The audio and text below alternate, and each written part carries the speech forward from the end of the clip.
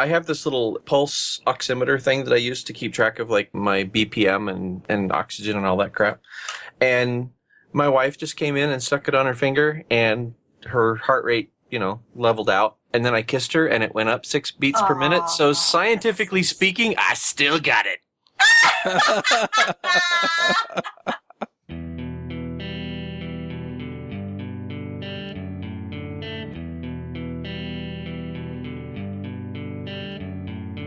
This episode is sponsored by Hired.com. Every week on Hired, they run an auction where over 1,000 tech companies in San Francisco, New York, and LA bid on Ruby developers, providing them with salary and equity up front. The average Ruby developer gets an average of 5 to 15 introductory offers and an average salary offer of $130,000 a year. Users can either accept an offer and go right into interviewing with the company or deny them without any continuing obligations. It's totally free for users, and when you're hired, they give you a $2,000 signing bonus as a thank you for using them. But if you use the Ruby Rogues link, you'll get a $4,000 bonus instead. Finally, if you're not looking for a job but know someone who is, you can refer them to Hired and get a $1,337 bonus if they accept the job. Go sign up at hired.com/RubyRogues. Snap is a hosted CI and continuous delivery that is simple and intuitive. Snap's deployment pipelines deliver fast feedback and can push healthy builds to multiple environments automatically or on demand. Snap integrates deeply with GitHub and has great support for different languages, data stores, and testing frameworks. Snap deploys your application to cloud services like Heroku, DigitalOcean, AWS, and many more. Try Snap for free. Sign up at snapci.com/RubyRogues. This episode is sponsored by DigitalOcean. DigitalOcean is the provider I use to host all of my creations. All the shows are hosted there, along with any other projects I come up with. Their user interface is simple and easy to use, their support is excellent, and their VPSs are backed on solid-state drives and are fast and responsive. Check them out at DigitalOcean.com. If you use the code RubyRogues, you'll get a $10 credit. Hey everybody, and welcome to episode 231 of the Ruby Rogues podcast. This week on our panel we have Jessica Kerr. Good morning. Coraline Ada Emke. Hi. David Brady. Oh man, I just had a dream where a bunch of deaf people were heckling a mime.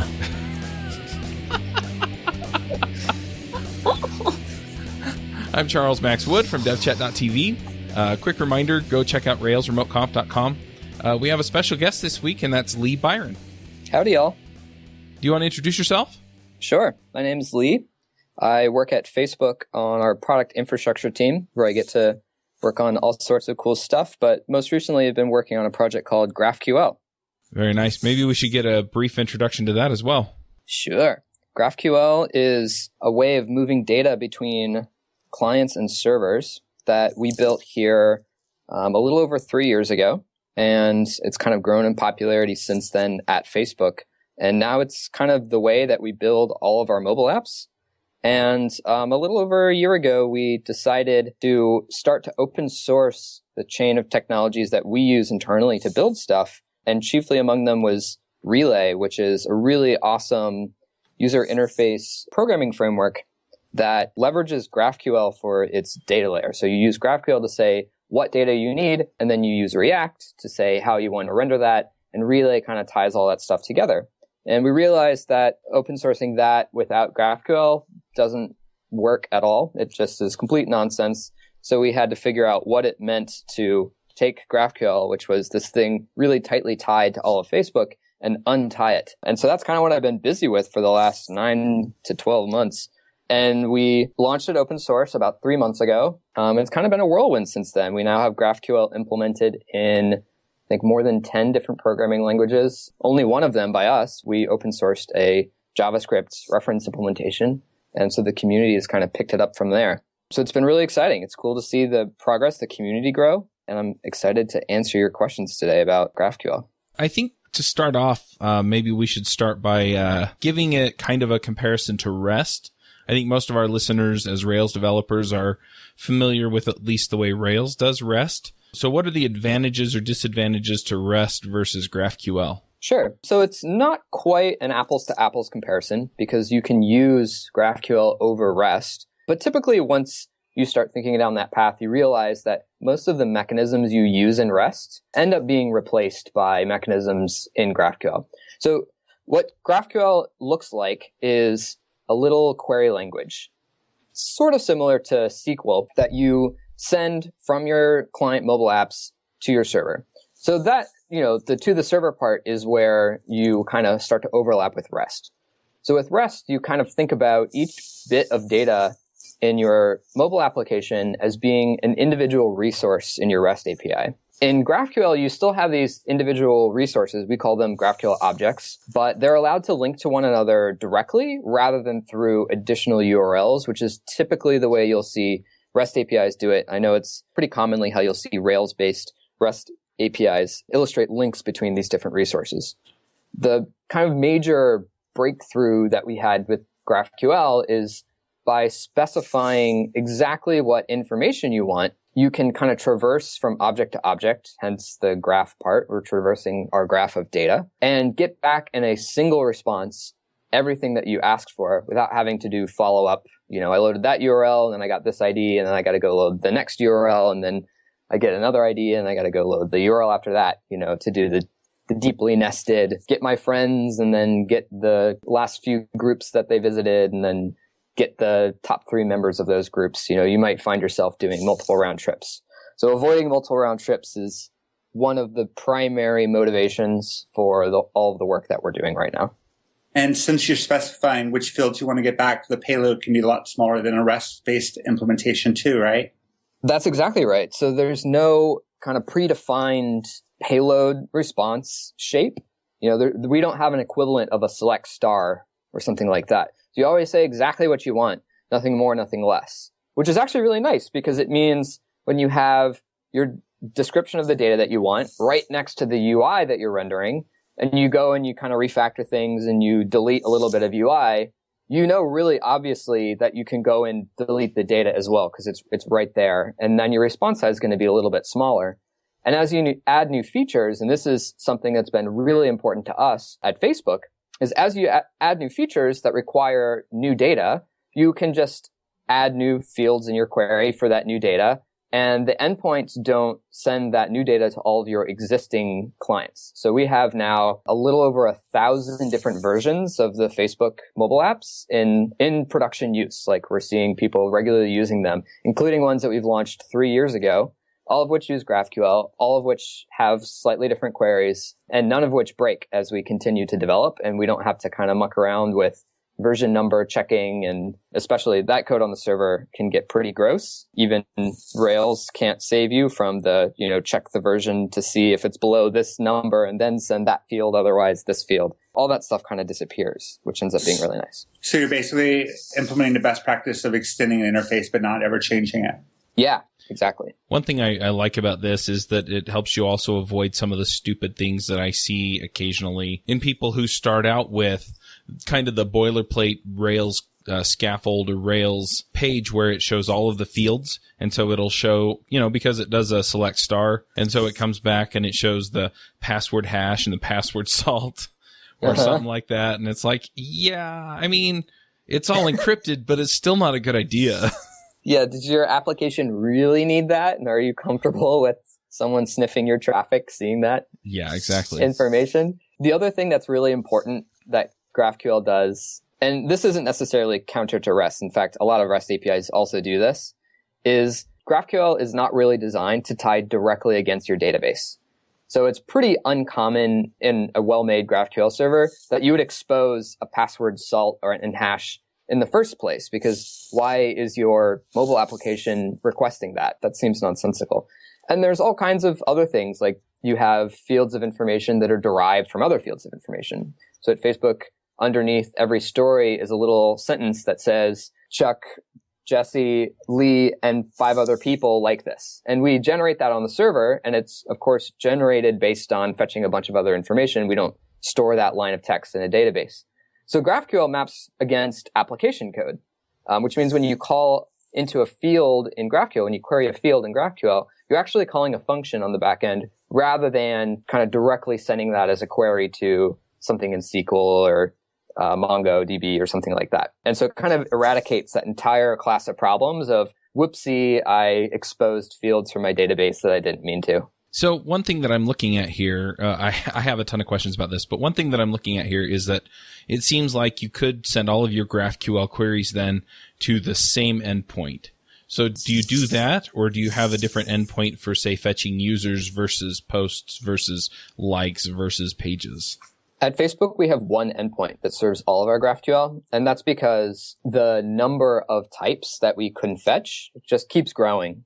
And adding different resource URLs for each would quickly get untenable, as our applications would be fetching from all of these different URLs and trying to figure out what to do with them. Another nice thing that you can do is in a single query, you can request for multiple things in parallel. And HTTP2 and request pipelining can kind of handle that for you at the network layer, but it's kind of nice to know exactly what shape of response you'll get from a single request when you fetch 3 users, 2 pages, a group, and one other thing from a single endpoint. And it also makes it kind of transparent to the protocol that you're using to actually connect to the internet. So whether you're using HTTP, whether you're using some push protocol like MQTT or something like that, you can kind of keep using the same GraphQL query language and keep maintaining these properties of being able to fetch multiple things, being able to move from object to object kind of seamlessly. But GraphQL is built in such a way that you don't have to only have one endpoint. If you wanted to have, this is the one spot where we get all our users, this is the one spot where we get all our pages, you could certainly do that. And I've seen people build, I would call them like hybrid REST GraphQL servers, or maybe like GraphQL mixed in with your REST. So it's very much a RESTful service where you have a URL for every resource, but then you can select which fields of that resource you actually want via GraphQL. So I think that's pretty interesting too. And there's certainly some pros and cons to doing them each way. You get a little bit of the RESTful win of having one endpoint per, but just having a single endpoint ends up being pretty simplifying for your mobile client code. Yeah. Do you have any security problems like protecting that endpoint from, because I mean, it seems like that endpoint is now basically a database prompt. How do you manage things like, say I'm loading a user, but I'm just an end user, so I don't want to see, I don't know, like hidden information, stuff that friends can't see on Facebook. Like I can't see your gender, your date of birth, whatever. Sure. But if I'm loading my record, I can see it. Or if I'm an admin, I can see everything. Is that meant to be handled elsewhere in the stack? Yeah, so we handle that elsewhere in the stack. And this is actually a pretty important reason why GraphQL does not map directly to a database, and instead it maps to application code. So presumably that means in your application code, you're doing, we call them privacy checks, but permissions checks of some kind to make sure that whoever is logged into your account is actually allowed to fetch that information in the first place. Mm-hmm. At Facebook, we bake this into our whole application layer, which just removes the possibility for a mistake at any layer in our software stack, regardless of whether it's a mobile client trying to fetch information over GraphQL or just something else that's happening on the server. If you load some information and that information now exists in our application server's memory for your request, that meant that you were allowed to see it. And it's now safe to use that information anywhere else in the system.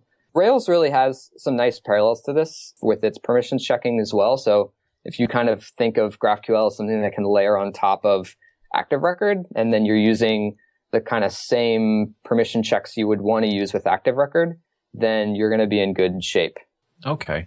So I'm wondering if you can kind of walk me through how the stack works then a little bit, because a minute ago I was thinking that I'm looking at the Ruby GraphQL gem, and it looks like it's structured so that you have some application endpoint that is backed by like a Rails controller. And that controller then composes a GraphQL request and does the load and then renders it as JSON. But what you've just described sounds to me like maybe JavaScript is handing off a query meant to go to a controller. Am I reading that completely wrong? Like, where is GraphQL in the stack? Can you walk me through, like, I click on a button, what layer in the stack? How does that get all the way to the database and then all the way back? Is there a simple block diagram you can walk through? Yeah, I can talk through that. Thank you. I can't speak directly to the Ruby implementation of GraphQL because that's fine. I didn't write it, but that's I can fine. tell you. We have smart listeners. Smart listeners, you guys can figure this out. Yep. So GraphQL is one of these interesting pieces, and then it fits between the server and the client and the stack. So there's a little bit of stuff happening on both sides. Most stuff is happening on the server, though. So the client's responsibility is really just to assemble this query, and you can do that manually by writing out the whole query. You could do that by using a tool like Relay, which lets you kind of write queries in lots of tiny little pieces co-located to your UI, and then it will assemble them up for you into one query, and it'll do that in a smart way. And then that gets sent off to the server. So the server, it gets a string of text. It parses that, so you have your kind of typical compiler front end kind of stack here, where you have the string of text in, you parse it, you make sure that it's actually valid GraphQL.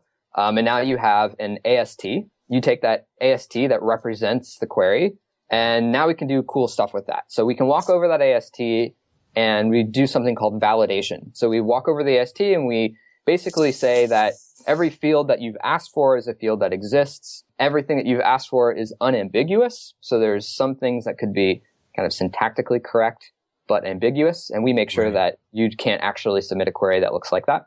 And once that has gone through and we say, everything checks out, this query looks great, then we run it through a piece of the stack called the executor. So the executor takes in this AST that represents your query, steps over it from the top all the way to the bottom, kind of in a depth first search kind of traversal. And every time it gets to a field, it looks into this thing that you define on the server called your schema. Mm-hmm. And the schema is just a way of describing every kind of type in your server. And these kind of mentally at least map really well to active record classes. Right. And each field is kind of a property on one of those. And when you call into one of these fields, when you request one of these fields, the executor will look into your schema and say, what function should I call for this? And you actually provide a list of functions. Whether the library does this for you, and often that's actually the case, or you're actually providing like a Lambda function or something to actually do this on behalf of GraphQL. But you're kind of providing tons and tons of tiny functions, one function for every field of every type in your system. And so then once you're in a function, you can really do anything. But what's pretty common is that you kind of, the first argument to the function is going to be the object that you're interested in, and you're probably just going to do a property lookup. So, 90% of GraphQL fields look like that. And then some of them have to say, I need to go get that from a database. And so that might map to, active record needing to load up a new object, and it's going to, under the hood, execute a SQL query. But GraphQL itself doesn't really know anything about SQL or MongoDB or any other database backend. It just knows about calling functions. And so it's up to you to provide the appropriate functions to map between the query and the data that you need. Does that make sense? Yeah. You can kind of dive into the corners if there are more questions. Well, I definitely see the advantages here, because then what it does is it divorces a little bit the logic of figuring out what data I need from the actual connecting to the database, which are two different concerns legitimately. And so you kind of get this clean separation of concerns, which we don't always get with Active Records, since everything kind of piles into the model in a lot of cases. That's true. Yeah, that's definitely true. What you end up seeing in that executor is this top-down querying. So, if I were to say, get my user object, it would want to go to the database, request that user object, come back. And then I can access fields. So I can say, give me the name of that thing. And it's going to assume that when we fetched from the database, that it had a name property on the resulting row or active record object or whatever. And I can just access that property. But as soon as I kind of dig deeper and say, who's my best friend? Then that's probably going to, it might be an ID in the active record or database row, and I'll have to go back to the database to load that information. So it kind of divorces, as you were saying, it divorces the actual mechanism of going to the database from the information you need, such that it's requesting these information, but it's requesting them in kind of dependent waves. So all the information that it's capable of requesting in one go, it'll go to the database once and get all that information. But if there's dependent information, like I can't know the best friend of me unless I know who I am first, so I got to fetch that and then later follow up with the second query. So divorcing these two things means that you end up writing far fewer join query kind of operations. Mm-hmm. So then it sounds like, it sounds like, but by which I mean you've made it very clear. GraphQL then does not end run around, say, active record. It stops at the border of the database and then says, active record, I want you to go handle these things. And so then all these functions that you have to resolve fields and build queries in a Rails application, that would be some layer that you've written that would basically say, okay, here's how we translate GraphQL into active record. Right. Exactly. Okay. That's exactly right. So one other thing that I'm seeing here is that then there is a GraphQL implementation on both the back end and the front end. Critically, you have to have a GraphQL implementation on the back end, right? Yes. So you have to have a way to respond to these queries. Right, but you need something on the front end. You have a lot more flexibility. That's kind of like saying, do you need a SQL client for your front end? It might add some convenience, but at the end of the day, you can always just like write a string and then send it to the DB and get a response back. So, it kind of behaves similarly to REST in that you load a URL with this request and it comes back with JSON. And if you're comfortable assembling these query strings yourself and taking that JSON and just using it, then you're good. You're off to the races. But you can get a little added value by having some nicer tools to use on the client. Relay is the one that we use internally for our JavaScript front ends. We have other tools that we use for iOS and Android apps, and we're actually working now to kind of untangle those from Facebook-specific isms so that we can open source those as well. They just add some additional cool stuff that you can do. One of the really nice things that you can do is, since GraphQL describes these types, it's a strong typed query language, we can ahead of time ask for all of the possible types.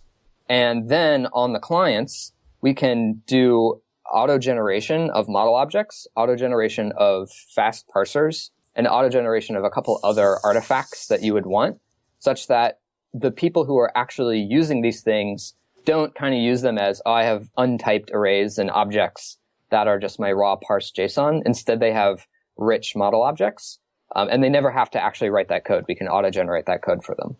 I have a question about the type system. I'd like you to talk about the decision to make it strongly typed, and also what sort of implications does that have for the server side that it is a typed system? Sure. So the reason that we wanted a strongly typed system here, there are a couple reasons. One is what I was just talking about, the ability to take that information, carry it to the clients, and then do useful things like code generation. Another is validation. So a lot of database query languages are also strongly typed, right? So SQL is strongly typed. If you try to ask for a column that doesn't exist, it will yell at you that you can't do that, right? And each column has a particular type further in. An interesting thing that we've done beyond SQL is more than just scalar types. We can say, oh, this is actually a pointer to that other kind of type. So our type system looks and feels much more similar to maybe like C structs. On the server, what this does is it means that you can have a clear guarantee that a query coming in is never going to ask for something that you didn't explicitly define. So because you define, I have like this set of fields that are all just raw property getters, and then I have these handful of extra fields that are Lambda functions that when they come in, I'll run my function and get some value back. I know that that is the like total set of all possible things that can happen, which means I can make guarantees for safety, I can make guarantees for performance, I can make guarantees for like server stability that I otherwise couldn't if I said, any arbitrary field that comes in, kind of, duck type it and see what works. Does that create some implications for preserving the API though? Like if you need to change a type for whatever reason, or is that just something you just don't do? Oh, that's a really great question. Yeah. So this is how we do versioning. So consider this. We launched GraphQL 3 years ago, and we're using the same version of GraphQL, the same type system today that we were using 3 years ago. And if you boot up a version of our iOS app that we shipped 3 years ago, it'll still work. So we don't use version numbers. And basically that means that we can never delete any field that we've shipped.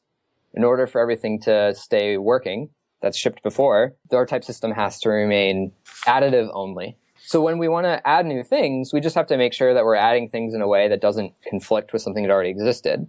And if you want to change the type of something, which actually in practice happens pretty rarely, it's been 3 years and I field a lot of the questions from Facebook engineers about how we should operate around these things. And I get, oh crap, we need to change the type of this thing maybe once every 2 or 3 months. And actually most of the time that it comes up, what is happening is they haven't actually shipped anything yet. So they're working on their product and they haven't launched and they realize that they made a mistake in their API layer and they want to fix it. And you know what? Okay, fine. Technically you're breaking the API, but you're only breaking it for the people who are testing your app internally. That's fine. Once you've shipped it, no, you can't change that. So if you want to change the type of a field, what you end up doing is adding a new field with the new type that you want, and you just kind of maintain the behavior of the old field. We have a mechanism we can use for deprecating fields. So if you're using them somewhere on the client, we'll kind of squiggly underline them and say, don't use that, use this instead.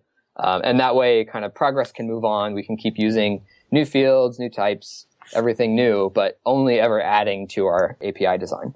I find it interesting that you've gone with this sort of type safety situation where GraphQL, at least on the front end, is running in JavaScript, which is not a strongly typed language. And in our situation on the back end with Ruby, we are also not in a strongly typed situation. So I'm assuming then that there's just some class checking or other sort of interface checking to make sure that it is what it says it is.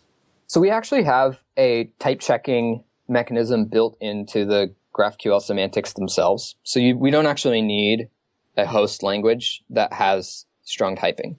Okay. If your host language does have strong typing, then you can do some pretty interesting things where you tie the two together, and that can make some of the work involved with actually kind of defining your GraphQL server.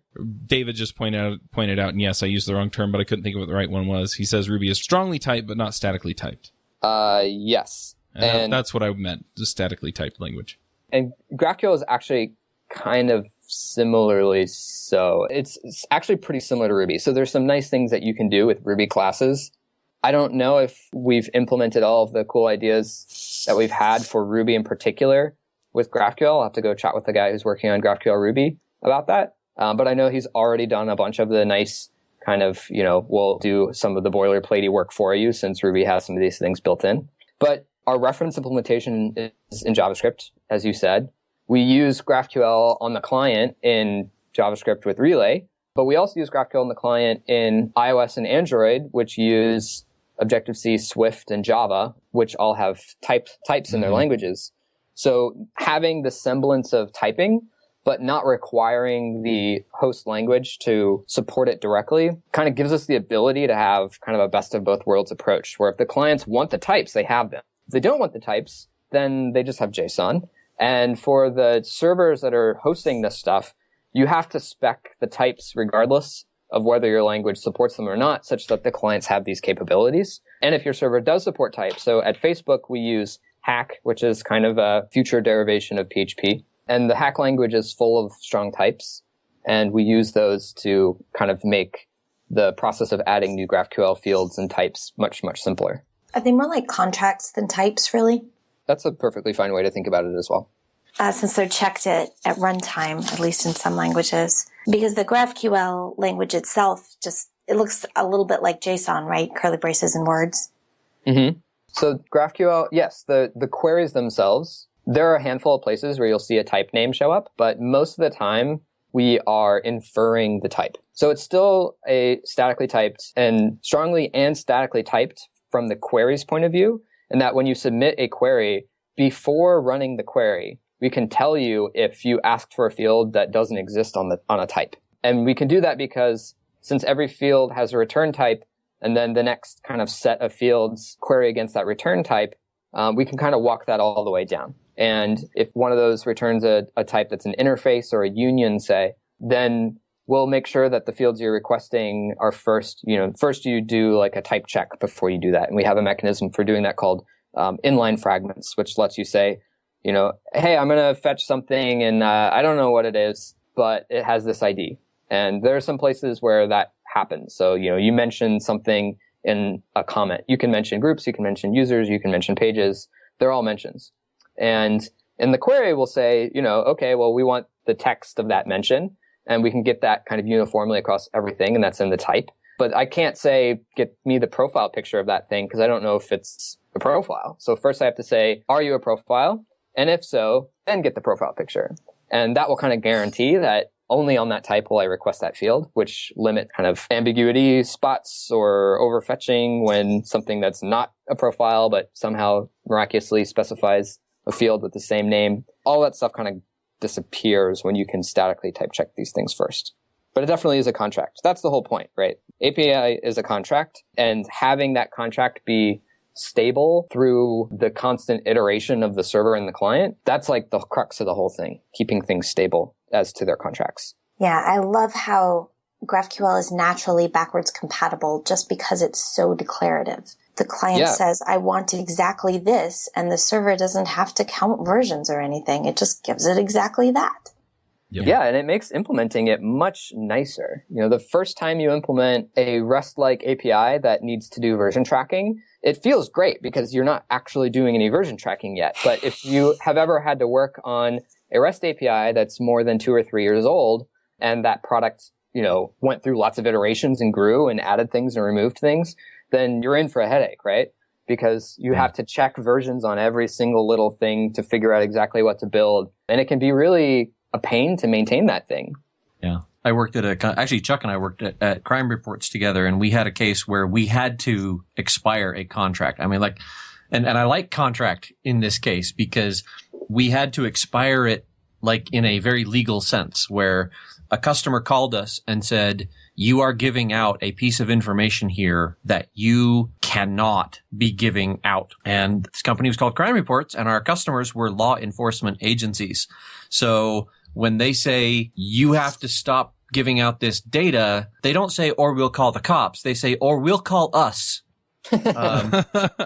And there's ways to work around it. But I mean, yeah, I like what you're talking about, where you avoid the versioning hell of like, you get a request and you're like, oh, is this version 1, version 2, version 3, or version 4? Because we're going to support them all differently because there's different logic in 3 and that sort of thing. Having things fall off the back end, like we had to make version 1 go away. And so we just added a little bit to the iOS app that it would just come up and it would just check the version very early on. And if the version was, if it was pulling down this data that it couldn't have, you would just get this immediate dialogue that says, this version of the Crime Reports app is no longer current. Please update the current version from the App Store. And they had to go do another quick download. And that way we had like 2 versions that we had to support, because anything older than that, we just deprecated. Yeah. So we can turn off individual fields, and we've done that before, where we're building some product and then we realize down the road that some element of that product is doing something that it shouldn't and is old, and what we really want to do is just kind of turn it off. Yeah. And it's kind of a bummer if you had to say, oh, you're using this slightly ancient version of this application and we're just going to force you to upgrade. Well, there's actually a bunch of circumstances where that's not possible. If you're on an older device that is limited in bandwidth or limited in hard drive space, and your app, like we've had circumstances, and this is maybe a Facebook problem, where the hard drive space of the mobile phone is less than 2x the size of the binary required to run Facebook, which means once you've downloaded Facebook, you can never update Facebook because you can't keep the current binary and the updated binary in memory at the same time to actually perform the update. And so those people are basically stuck until they get a new phone sometime in the next few years. So we basically commit to maintaining very old versions of our apps. But what it means is when you want to kind of kill off one of these fields, we make the assumption that almost any field can return back null. And so we program pretty defensively on our clients against that as well, which ends up being nice when you want to do something like that. So, say we were building a GraphQL version of Crime Reports and you're like, this one bit of information is bad, we should not do that. You could go in and find the one function where it's doing that and just kind of comment out the implementation and type in return null. And you would just be done. And it didn't matter if, do we remember, was that only version 1 or was it versions 1 through 7? I can't remember. It's just it doesn't matter which versions of the apps were creating that. It's just that field is now gone. Yeah, that's actually really awesome. Building the client forward to be fault tolerant turns out to be essential either way, right? You either have to be able to handle a null field or you have to handle this version check, because we really did have some version 0 apps running out there on iPhones that did not check versions. They just tried to grab the data and they would crash. And we would get support calls and we're like, yeah, you got to upgrade to the new version, which will tell you to upgrade to the even newer version.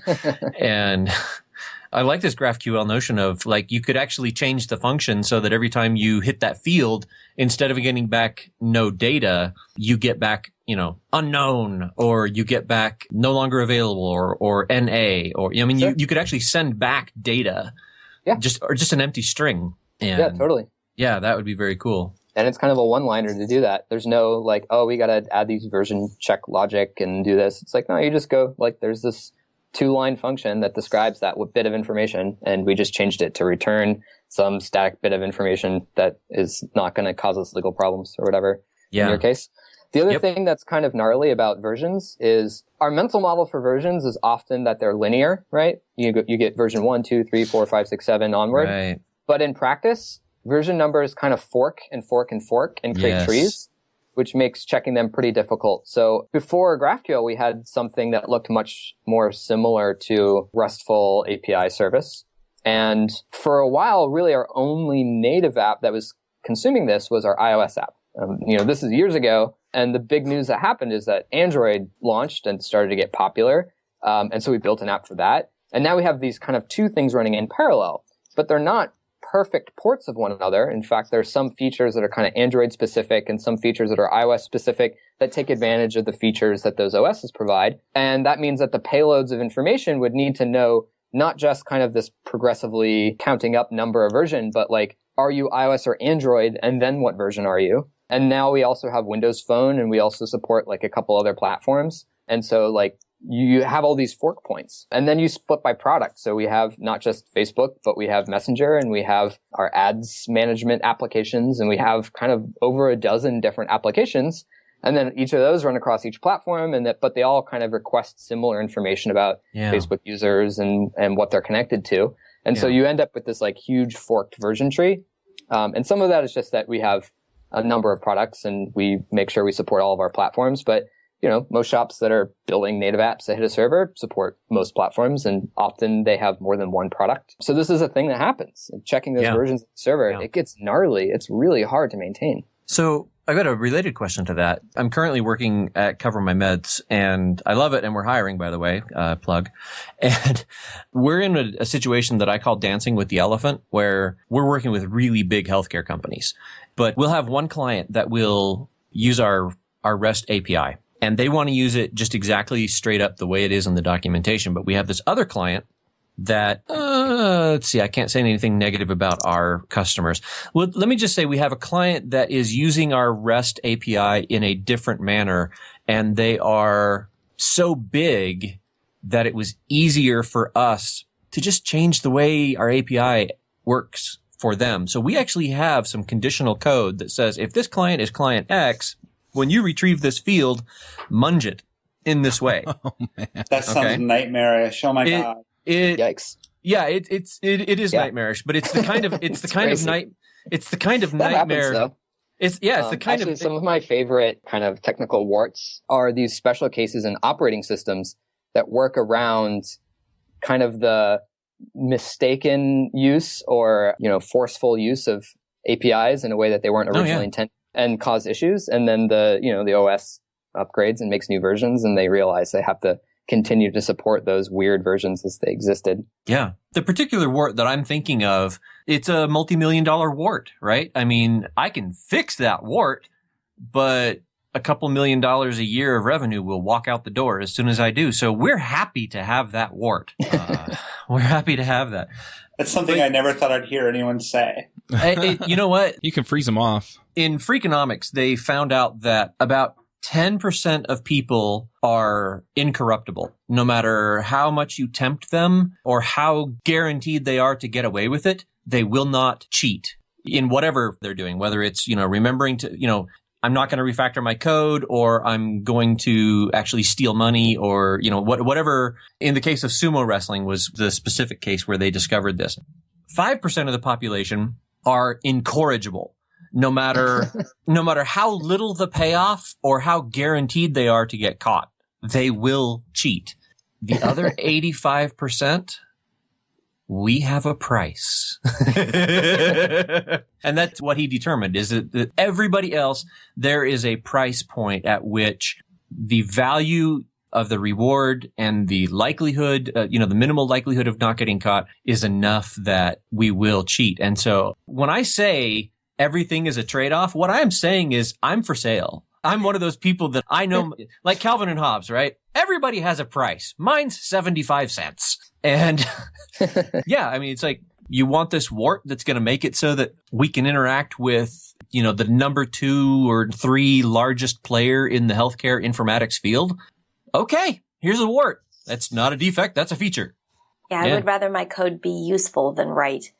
Yeah, I'd rather my code make money than be useful or right. Yeah. I think the trick is just kind of calculating the trade-off, because there's a maintenance cost to that wart. Oh, yeah. And you kind of balance, well, how expensive is the maintenance cost of this thing? And if you realize that, that poor sucker is not paying us nearly enough to keep this around, then you're going to kind of force him out of his ways into doing things the correct way, and you'll fix the wart. Or you'll canonize the wart and make it the right way. Or you'll canonize the wart. But then, that means canonizing a maintenance cost as well. Yeah. When I say canonize, what I mean is you make it the official way. And so you kind of streamline the maintenance, because it now becomes the happy path. And the people that are using it the old correct way, they now become the special case. And we try to, you know what I mean? Like canonizing the word is where you like wean the people off that you thought were the right users and that kind of thing. Yeah. Which actually leads perfectly to my next question, which is how can we do this with GraphQL? I've got 2 different clients that are accessing the same thing. We don't have versioning. We just have different data types. Is there a way that I can make it so that in one context, a field comes back one way, but in another context, it comes back another? Or is that just stupid and wrong, and I should have 2 different named fields, and somewhere else in my application, I should just pick which field I want? So, of course, the answer is that you can do anything because computers. Sure. But I'll bring it back to the maintenance cost argument. Sure. And the thing that has the least maintenance cost is to have different fields with different behaviors. Okay. And the reason that the maintenance cost is less is actually a little bit maybe surprising. It's not necessarily maintenance costs on the server. It's about the predictability of your API. So what we found, we have cases like this because, we make mistakes and we go, oh shit, let's just kind of hack it on the server to make it work. So same kind of deal, except instead of a major client that you don't want to lose money from, it's ourselves that we're shooting in the feet. So we'll do that, and then we'll kind of forget that we have added that server hack to make that client still work. And then that client will become large and popular, and we'll have more developers. And then the developer will kind of start to investigate a problem. And they'll be kind of confused as to why something is happening. And then they'll copy their query and they'll go over to the website and paste it in some tools to help debug that query. And then they'll get wildly different results. And they're like, what's going on here? And it turns out, well, the thing that someone had done to, quote, hack around it is, they could do anything because computers. And so they took the user agent header and did sniffing on that. So they just kind of reached out into global space, grabbed that header, did sniffing, and then changed the behavior of a bunch of fields based on whether or not your user agent was coming from this particular application. Right. You're running IE6, so we need to make everything look like crap. Yeah, exactly. Yeah, little known fact, the internet looks just fine on Internet 6. It's just everybody has a flag. We've just all conspired to make it look awful if we detect that you're running IE6. That's definitely not untrue. I thought that was a feature. It is kind of a feature. And so that ends up just being really confusing for people who are having to use the API when they use it in one context and it works differently from when using it in another context. And it is unclear as to what variable changed because headers are relatively invisible to your clients. They don't usually think about, oh, of course, I'm also sending headers along with my request. And actually something that ended up causing us trouble is when we added new avenues for fetching GraphQL other than HTTP, we realized kind of the hard way that these other avenues didn't have headers. And we were using those headers to do logic. And now that we're sending them over push channels and things like that, all of a sudden these old clients start to break. Yeah. And so we had to come up with this like gross hacky way of adding headers to push channels for those specific things. And it was gross. So avoiding that and doing it kind of maybe it makes your API slightly uglier, but the maintenance cost is going to be much lower. But of course, you can do anything, computers. Yeah. Okay. So one last quick question, then Chuck has another direction he wants to take us. But in GraphQL, can I structure a field to be a derived field off of another field? To give an example, like this client where we have this wart, right? I'm going to make something up just to protect myself from the innocent. Let's say most of our clients expect phone numbers to come back as 10-digit decimal strings. This other client expects 3 digits, a period, 3 digits, a period, and 4 digits. Clearly, we can derive one field from the other. Can I tell GraphQL to do that? To give me 2 fields where one field is calculated off the other? Or does the data come through GraphQL all in one layer and there's not necessarily a self-introspection layer? Like you might have a problem where you can't derive from a field that doesn't exist yet. So to answer your question in the broadest sense, you absolutely can have two fields where one is a derived information from another. In fact, that's a very common case. Okay, To be more specific, you can't have GraphQL query itself while running. Okay. Because it can create some kind of badness of infinite loops and stuff like that. But because each field is backed by a function, presuming that both of those kind of side-by-side fields have functions that have access to the same information, then this becomes easy. So say, I don't know, it's a phone number of a contact. And so a contact is your model object, active record, whatever. And the phone number one, it's going to be the, identity function version of get the phone number, which is it's just going to access the property and then call it a day. Okay. The data's all there for the entire record before the functions run? Yes. That makes sense. Presumably one level sooner you would have said, get me this contact, and it would have gone to the database and gotten the whole contact row. And then a step later say, okay, now I want the phone number, and it's just going to grab the already fetched column from the row that you just got. And if I want phone number dotted as another field, I could provide that as a Lambda function and say, okay, model object in, what do you want? And you're like, actually, okay, I'm going to get phone number, and then I'm going to pass it into this weird function that does dots and dashes and parentheses. Right. And because your functions are also loaded in memory, they can actually call each other as long as they ultimately go back to the data, which is now loaded. So you could have a phone number with extension that calls phone number dotted, adds a hyphen, and then goes to the model and says, give me the 4-digit extension. Totally. Once you're calling a function, you've got your entire programming language to flex, which means you can really do a lot. Okay. I've been holding out on this, but GraphQL now gets my seal of approval because it sounds freaking awesome. Yay. So one question that I have, the way that I heard about GraphQL initially was through Relay and React, which are both JavaScript libraries. And so I'm wondering, was this ecosystem kind of built up around Relay and React and then extracted from that? And if so, what assumptions have been made about the way this works based on Relay and React? And then I've got another question to follow that up with. Okay. So yes and no.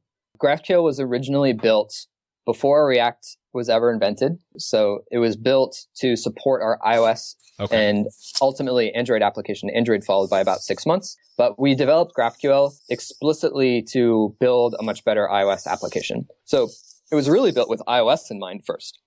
We followed on with Android, and we found and fixed a handful of minor assumptions that we had made about iOS. And between those two platforms, it was really generic. React came about a year later.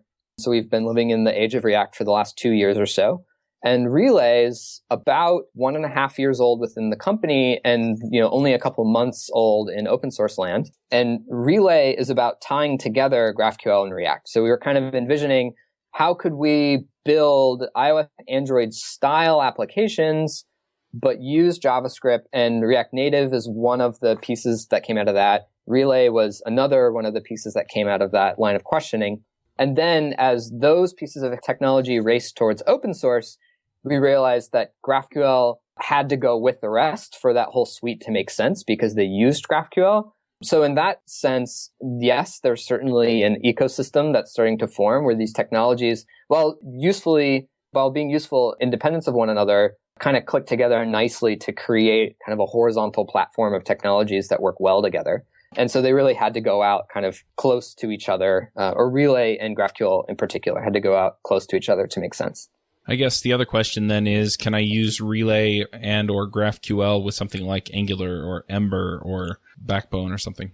GraphQL, absolutely. You can definitely use GraphQL with any of those things. I mean, if they're capable of sending a network request and capable of handling JSON, then you can use GraphQL with them. Relay is very, very tightly tied to React. So you can't use Relay without using React. In fact, by using Relay, you're definitely using React because it's how it is built. But there's lots of really cool work that's being done in those other frameworks to make things that work kind of similar to Relay, where you specify the data that you need directly alongside the components that you're loading. And I'm forgetting the name of them, but we recently had some chats with the Google folks working on Angular 2 who were coming up with all these kind of similar ideas that we were having for Relay, and that kind of made us excited that we're kind of running in parallel on these thoughts. So the concepts, at least, are kind of jumping outside of the software that we've written. And hopefully, I would love to see GraphQL become kind of a common point along a lot of these things. That would be awesome. And GraphQL, when I first heard about it, I was like, that sounds weird. And then we had that conversation with Nick and Joe, and it was like, okay, this is something I really got to dig into. Yeah, I think it makes so much sense. I only learned about it just doing prep for the show. I think I had heard about it before, but never really understood or never dug into it at all. But after digging into it, I'm like, wow, this is really cool. And I want a project where I can use this. There's a very similar system called Falcor by Netflix. Yeah. And it's got a lot of the same ideas behind it. Mm-hmm. They make slightly different trade-offs, yes, but they have the same basic goals. Yep. One of the really interesting trade-offs that they make differently is about bandwidth concerns. So with GraphQL, we're trying as much as we can to make as few round trips as possible and to really pack in as much information in each round trip because we're servicing mobile clients that are out there on shitty networks. Netflix assumes that you're plugged into a TV where you're about to stream some HD content, and they assume that your latency and bandwidth are very high. And so that ends up with pretty different trade-offs, but it's pretty interesting to see how that ends up changing your system. But the whole idea of you have information on the server, you need to get that information to the client to use it in your views. How do you do that? We've come to very, very similar conclusions on that, which is super, super cool. It means that we're kind of onto the same technical zeitgeist, I guess.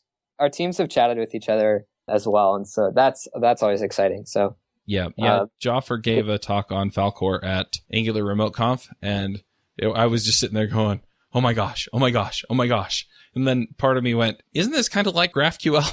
Yeah. Similar problems to solve. Yeah. And even kind of similar solutions. Yep. Yeah, very much so. Did they open source Falcor?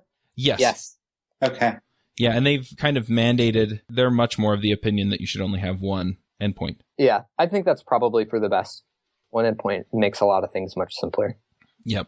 Yeah, I don't see it making a lot of sense segmenting by your types of data. I might see it make a little bit of sense if you're dealing with different access levels or something. So we kind of think about it as different access points for different type systems. So we have a different type system for Oculus. And so Oculus uses GraphQL, and they have a completely different type system. And so we have a different endpoint. Oh, that could make sense. It's a nice alternative to versioning. Mm-hmm. Yeah. Because you're thinking about the data completely differently. Yeah, because it's not really, and there's a little bit of overlap. Facebook users flow through in some respects because you can see friends who are playing this game. And so there's a little bit of overlap, but because it's so different, it just makes sense to think of it as a completely different source of info. Cool. Lee, you talked a little bit of the origin of GraphQL. If you were creating GraphQL from scratch today, what do you think you would have done differently? Oh, that's such a good question. So we totally did make GraphQL from scratch again when we open sourced it. And I got to do that exact experiment. So GraphQL 3 years ago and GraphQL open sourced as of 3 months ago look pretty different from each other, actually. When we first built GraphQL 3 years ago, we built it fast. We did not realize that it was going to be a really important thing to how Facebook worked. It was really an iOS newsfeed specific piece of technology, and we kind of built it in a month or two and then just kind of moved on. And as other teams started to use it and use it in different ways, we started to see all of the different use cases for GraphQL. And at Facebook, those have started to feel kind of patchy and inconsistent. So when we decided to open source, we realized that was our last real opportunity to make significant changes to the language. And we took that opportunity. So we had a couple months where we kind of went back to the drawing board and said, how much of this stuff is kind of accidental and incidental from what we originally decided, and how much of this should continue on? So the idea of the nested layers of querying and the idea that fields can have additional metadata sent to them in the open source GraphQL, we call those field arguments. In the Facebook version of GraphQL, we call them field calls. Similar kind of functionality. And we've simplified the language itself. So what you see when you write GraphQL in the open source version is just much nicer to look at and simpler than what we're using internally at Facebook. And actually what I'm working on now is taking all of these improvements that we made, that we launched in open source, and making sure that we're folding all of them back into Facebook so that we're using the same version at Facebook that people are using outside of Facebook. I'm really curious. Are you moving to React Native for your mobile apps? We use React Native in a bunch of our mobile apps. So in different capacities. I don't think that we will ever have React Native as 100% of all of our apps. It's not the right technical decision. And actually, an important kind of cultural detail about how engineering works at Facebook, we build these tools like React Native and Relay and GraphQL, but the teams that use them, it's entirely up to them as to whether or not they use these tools or use something else. So, if you're working on a new product at Facebook and you decide that Angular is the best technical choice, great, use that. We're going to build these things because we think that they'll be useful for you, and we will help support you as you use them. But ultimately, if it's not the right technical choice, then go use something else. Which means for our native development teams, they have a suite of technology they can use. They can use, of course, just, Objective-C. They can use Swift. They can use React Native. They can use blends of these things as is most beneficial for what they're building. So our ads manager is 100% React Native. And that's because they were kind of building in parallel the new version of the ads manager for the desktop and the ads manager for iOS. And then once they finished iOS, they got started on Android as well. And between the three platforms, web, iOS, and Android, about 85% of the code is completely shared. And the remaining 15% on each platform is kind of platform-specific user interface and logic. Our groups, we have a standalone groups application, and that's about 50-50. So about half the views are React Native, and half of them are native directly. And then a handful of views are actually kind of hybrid. There's bits of React Native and bits of direct native. And, you probably can't tell which is which. And then our main Facebook, iOS, and Android applications are just now experimenting with using React Native in some parts. Those apps are much more sensitive to newer technologies. They want to have things that are proven to be stable and perform at first, which is kind of why we started out with these other applications as testing grounds. But since those have gone well, I think we'll see a lot more teams at Facebook, hopefully outside of Facebook as well, start to use React Native in their apps. Awesome. We have a React Native show actually starting up on devchat.tv. Cool. Yeah, it's super interesting technology. Lee, I was at ElixirConf a few weeks back, and in my talk, I talked about what comes after REST, and I said it's GraphQL. But the interesting part was I was the third person to say that day. Wow. Awesome. That's so cool. Yeah, there's a lot of talk about GraphQL at ElixirConf, and there's great buzz around it, which is fantastic because I really do think it's the interface of the future.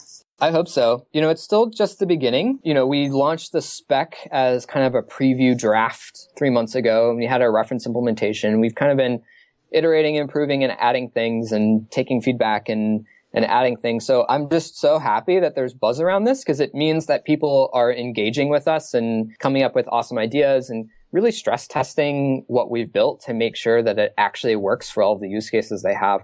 I expect that to kind of continue over the next months, even years as this thing improves. But I really hope that it becomes kind of a major piece of the architecture of how we build modern applications. I think it will. You mentioned something about the types earlier that I found interesting, that the types seem to be there to protect the server, not the client, because you can always return null. Mm-hmm. So the clients have got to do their own checks. But there's one other player in here that the types really serve, that when I saw your talk at React Rally, I was really impressed with. The types also serve the developer. You mentioned in terms of generating code based on them, and that's one way. But the other way was the interface that lets a client developer explore the API. Yeah, this is actually, I think, the most important part of having strong types. And, we're not the first ones to do this. Of course, a lot of languages that have strong types will generate documentation from those types. But we've kind of built GraphQL with first principles that things should be documented in code rather than parallel to the code. So rather than having, I write my code here and then I write my documentation in this CMS over here, you write your documentation in line with writing your types. And that means that when you have that, it becomes just like part of the metadata of your server. And so you can generate a documentation browser, you can generate various kinds of useful tools. One of the things that we've done that's been pretty cool is we use that metadata in our IDEs, our client IDEs for iOS and Android, such that as you're kind of typing out GraphQL queries in line with the rest of the programming that you're doing, we can show you the descriptions for the field that you're typing as you're typing it. So we can do, like code intelligence. But that code intelligence is not coming from your code base, it's coming from the server. So there's all kinds of really cool stuff you can do when you just assume that documentation is part of the metadata foundation of the server that you're building. And I should mention the tool that I'm sure you're referring to is GraphQL, which is, GraphIQL. We pronounce it graphical. And it's a tool that you can just kind of stick. If your server says that it implements GraphQL and it implements it with a single endpoint, then you can put this tool in front of it and it should just work. And it will give you an interactive IDE kind of experience in the browser where on one side of the screen you can type out queries and you get type aheads and you get live documentation. And then you kind of, hit enter and it runs the query and it shows you the result on the other side. And it's just super useful for exploring what's possible in an API and kind of gut checking to make sure your queries work correctly before you then take those and paste them into your Relay application or iOS or Android application. It's super useful. We've been using it at Facebook for years, and we open sourced it like a month and a half ago at React Rally, actually. That's where we relaunched it. And it's the thing that once you see it, you go, oh, that's how GraphQL works. I get it now, which is, it's hard to do just explaining something. So totally useful. Check out GraphQL. If people want to know more about GraphQL or GraphQL with Ruby, where do they go? They can go to graphql.org. So graphql.org has links out to a bunch of the repositories that Facebook has put up. It has links out to a lot of the repositories that the community has been maintaining for the GraphQL implementations in various languages. We have a Slack channel that we've been using, although we are closely running up to the maximum number of people that you can have in a Slack channel. So hopefully we can find kind of a successor for the Slack channel relatively soon. What's the limit on that? I didn't even know there was one. I think it's 10,000. Oh, wow. The And successor to that is IRC.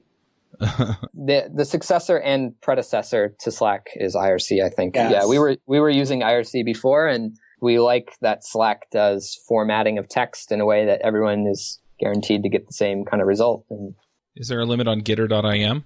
I don't know. I haven't looked into that as much. I know the Reactiflux group, which hosts Relay and React Native and a bunch of those channels, all moved to Discourse, I believe.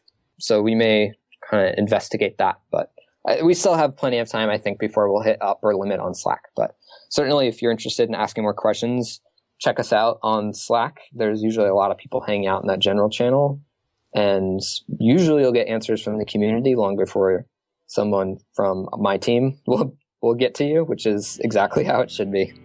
All right. Well, let's go ahead and do the picks. Before we get to the picks, we're going to give a quick mention to our silver sponsors. This episode is sponsored by Code School. Code School is an online learning destination for existing and aspiring developers that teach us through entertaining content. They provide immersive video lessons with in-browser challenges, which means that each course has a unique theme and storyline and feels much more like a game. Whether you've been programming for a long time or have only just begun, Code School has something for everyone. You can master Ruby on Rails or JavaScript, as well as Git, HTML, CSS, and iOS. And more than 1 million people around the world use Code School to improve their development skills by learning or doing. You can find more information at codeschool.com/rubyrogues. Jessica, do you want to start us with picks? Sure. This is my first week on Ruby Rogues as an employee of Stripe, so I'm going to pick San Francisco because it is such a lovely place to visit, especially when I don't have to pay for housing. And in particular, I want to pick Dolores Park, where I happened to wind up on Sunday, and it was a sunny day, and there's just this huge park where people sit in the grass on blankets or on the grass, and it's as if they were at a concert, but there's no concert. They're just hanging out in the park, and it was really cool. So that's my pick. I love Dolores Park. All right. Well, Coraline, what are your picks? This is my first Ruby Rogue since leaving Instructure and starting at HealthFinch, but my picks have nothing to do with that. The first pick is a blog post by a guy named Greg Heo. It's called Outlining Your Talk Pixar Style. It talks about using a narrative to strengthen the structure of a talk. It's based on a piece of writing by Emma Coates, who is a freelance director formerly at Pixar, and describes a classic narrative structure of exposition, rising action, conflict and climax and resolution. The idea is that information is nice and stories are fun, but the best talks will inspire an audience to do something. So thinking about the story behind your talk reminds you to keep your audience's goals and your overall story in mind. And I'll link to that blog post in the show notes. My second pick is a website called Walnut, which is really a strange and neat kind of thing. It's a web-based algorithm visualizer. You have to sign up for an account in it. Once you sign up for an account, you can create a world defining a structure and the rules of the environment and the effect of the environment on agents' actions. You set a configuration of the world consisting of an initial state, which agents will interact and what their goals are. Then you program the logic for agents following the rules of the world. And at the end, you get a graphical display of what happened during your simulation. They have a bunch of examples. There's a library of examples you can explore, including a TCP connection state machine, a graphical demo of the 8 queens problem, and Langston's ant. So it's pretty cool. It's the walnut.io, and it's something that you can kind of lose yourself in for a few hours as you build worlds and build your own simulations. So that's it for me. All right, David, what are your picks? Okay, I just have one pick today, and I'm going to try not to ramble too much because we don't have, 40 minutes for me to do this. A lot of you who've been following me on Twitter know that I've been getting into leather work lately. I've been tooling, stamping, dyeing leather, and making various projects with it. And I fell in love with this on accident back in May. I saw a simple leather project in a movie, and I thought it was a journal, and I thought I want one of those and I want to make it myself. So I walked into Tandy Leather Factory, and that's my first pick is Tandy Leather Factory. They're at tandyleather.com, and they saw me coming. They really did. I could have walked out of there with just a swatch of leather and a concho. That's the little metal stud that sticks up that you can like wrap a lace around. That's all I needed to make a journal. But the gal that I talked to down there convinced me to buy half a hide, like 24 square feet of leather and, $100 worth of tools. And just, it's been 5 or 6 months. I've dumped over $1,000 on Tandy Leather at that store. They know me by name because, I think they just call me the sucker when I'm not there. But I've really, really enjoyed getting into this hobby. I find it incredibly relaxing. I find it just soothing to just work with my hands. I'll go sit out in the front room. I've got a table set up as a workbench. Liz sits next to me. We stand up the laptop and we watch movies. And if you are interested in getting started with leather, I recommend tandyleather.com. I also recommend you go out to YouTube and search for Ian Atkinson. His YouTube, I'll link to him in the show, but his YouTube username is Satan's Barber. And he runs Leotis Leather out of somewhere in England. He's got an amazing accent. It's not quite Scottish, but the word layers is just one syllable. It's Lehs. It's just, this project can have many les. It's just a fantastic accent. And he's been working leather for several years. And if you go back to his old stuff, he has beginner tools and he doesn't know what he's doing. And it's fun to watch him evolve and learn. Bruce Cheney is also a fantastic YouTube person to watch. He's a old guy who's been doing saddles his whole life, and he started doing training videos. And he's just a sweet guy that will just sit down and show you, like for beginners, these are the mistakes you're going to make, and these are how you get really good results. And his leatherwork is just amazing. Once you get into that, you'll quickly realize that Tandy Leather is kind of the Walmart of leather supplies. A lot of their stuff is really good for the entry-level person, but the more advanced stuff, they don't often carry because it's too expensive kind of for their price point.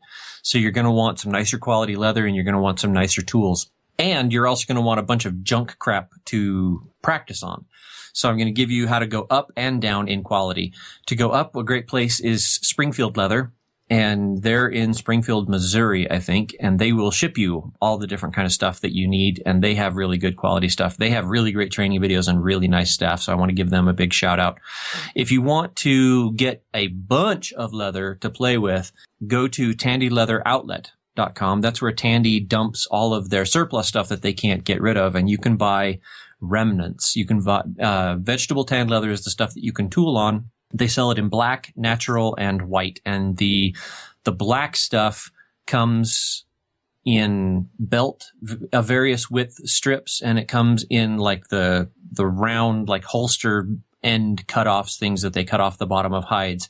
So you can end up with decent sized pieces to tool on and lots of belt strips to work on. The only problem with black is that you can't dye black. It obviously doesn't work. So but leather remnants tend to go for $5 a pound. So it's like $50 for a 10-pound bag.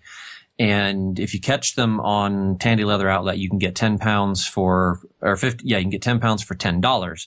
So I have like 75 pounds of scratch leather sitting around my house to play with and work with. So a lot of fun, fantastic hobby to get into. I highly recommend it, and good luck. Have fun. All right. I'll go ahead and make a couple of picks here. The first one is I've been getting into a system called Ionic framework. It's based on Angular. It is hybrid apps. It's built on Cordova, which is an Apache project. It used to be called PhoneGap. And it's been a lot of fun to dig into. And so I'm going to pick that. And yeah, that's all I've really got today. I'm also posting stuff related to what I've got going on Periscope. So if you want to check that out, all of that's at charlesmaxwood.com. Finally, Rails Remote Conf. I do want to talk about that for a minute. Initially, there were going to be 12 sessions. There are now going to be 15 sessions. We've added 3 sessions just because I had some awesome people come through and I couldn't say no to them. So I said yes to them. And so really excited about that. Jessica and Coraline are both speaking at that. And it's just going to be awesome. So make sure you go to railsremoteconf.com and get your ticket. One other thing that you may want to keep an eye out for as this comes out is that I am going to be doing a remote conference every month next year. I had a lot of people asking for it, and so I decided to go for it. They're about all kinds of things. Obviously, I'm doing Ruby, Rails, JavaScript, Angular, and iOS, and freelancing, since I have shows for those. I'm also doing Git, NoSQL, PostgreSQL. I think I'm doing PostgreSQL, podcasting, and a couple of others. So that's going to be at allremoteconfs.com. It's not up as we record this, but it will be up within a few weeks of getting this done. So it should be out pretty close to when this comes out. So if you're looking for opportunities to go and learn from folks who are kind of up there and out there in the community, give great talks about topics you're interested in without having to travel, then go check that out. But I am doing JS Remote Conf in January, and the CFP for that is actually open right now. Cool. And yeah, enough about my stuff. Lee, what are your picks? Let's see. I have 2 things to toss into the pile here. One is Flowtype. Flowtype is another Facebook project, not by my team, but one that our team loves to use, which adds a type system to JavaScript. So all of the love of type systems on top of our fun dynamic JavaScript. It's helped find and fix tons and tons of problems in a lot of the open source software that we've been writing. And it will do similar magic for your stuff. So definitely go check out Flowtype. You can find that at flowtype.org, I believe. And the other is a book called The Fire Steel, which is a fiction novel and super fun. It's got a love story, time travel, and it's set in many different era of history, Greek, Roman, modern day, and everything in between. And it's super fun. So that book just came out last week, and it's one of my favorites. So check out The Fire Steel, and that's thefiresteel.com. All right. Well, thanks for coming, Lee, and thanks to all of our regular panelists for coming as well. We'll go ahead and wrap this show up, and we'll catch you all next week. Hosting and bandwidth provided by the Blue Box Group. Check them out at bluebox.net. Bandwidth for this segment is provided by CacheFly, the world's fastest CDN. Deliver your content fast with CacheFly. Visit CacheFly.com to learn more. Would you like to join a conversation with the Rogues and their guests? Want to support the show? We have a forum that allows you to join the conversation and support the show at the same time.